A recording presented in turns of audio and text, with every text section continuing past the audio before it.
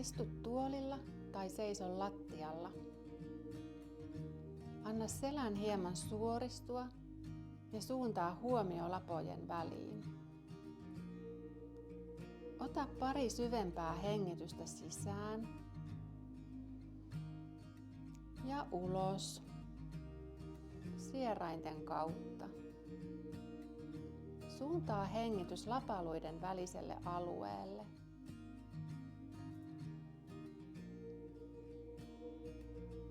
Kasvata sisään hengityksellä hieman rangan pituutta. Ja anna ulos hengityksellä rangan asennon palautua takaisin.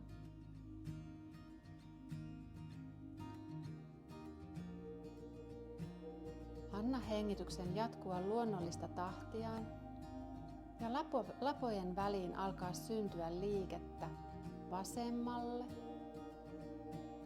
ja oikealle.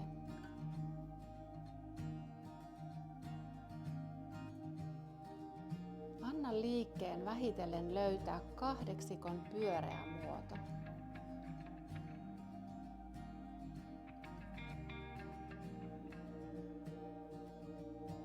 Seuraile liikettä hetken aikaa.